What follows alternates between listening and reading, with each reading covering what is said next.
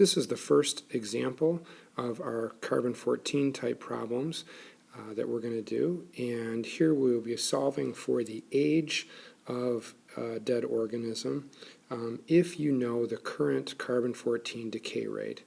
Here we have an actual mummy of a baby mammoth that was found in Siberia, and we're going to use that carbon-14 information that you see in the problem to figure out how old she is, and therefore we'd know when she died approximately.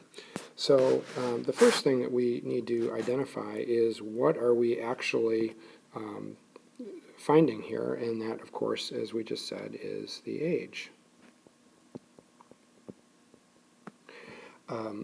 What do we know? Well, we do know the dead organism's decay rate is 0.478 decays per minute per gram. It's very important that we see that per gram part, because on some problems they will try to trick you and not include that, and then you have to do an additional calculation. But here we don't have to do that. What else do we know? Well, with carbon-14, we know certain things. We assume that the living decay rate is the same as it is today, which is 15.3 decays per minute per gram for a living organism. And we also know the half-life of carbon-14 is 5,730 years. With this information now, we should be able to figure out actually how old this carcass is. So let's use our only equation that involves age first, because we're going to have to use that in order to figure out the age.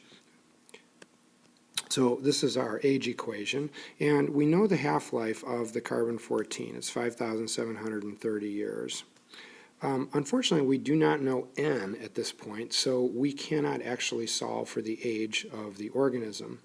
But we can figure out what the n is using our dead decay rate. We do have another equation that we can use, and that is the so-called zombie equation that has the living decay rate over the dead decay rate. And here we are going to plug in our values that you see there for the living and the dead. Those do need to match. Again, they should be decays per minute per gram if you're going to make this work out. So fortunately they both are. 15.3 divided by 0.478. And what that tells us then is 2 to the nth is 32. Now, we're going to not be using logarithms in this kind of problem, so all of these numbers that you end up with using this equation here have to end up being factored by 2. So in this case, how many times does 2 get multiplied by itself in order to get 32? Well, if you're not sure what that is, you can just do it using kind of a slow finger type method. We can say, okay, 2 times 2 is 4, times 2 is 8, times 2 is 16, times 2 is 32. Okay, so that tells us that our n is actually equal to 5. We needed 5 2's multiplied times each other in order to get 32. Now that we know our n, we can take that and we can plug that into our age equation over here.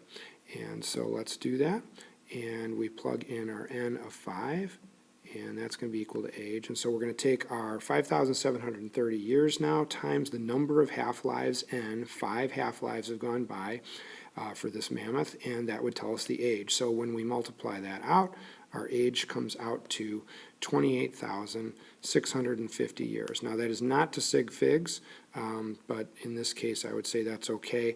This test is generally, at this age, is probably only good out to the thousands of years anyway, so we're probably at about 29,000 years.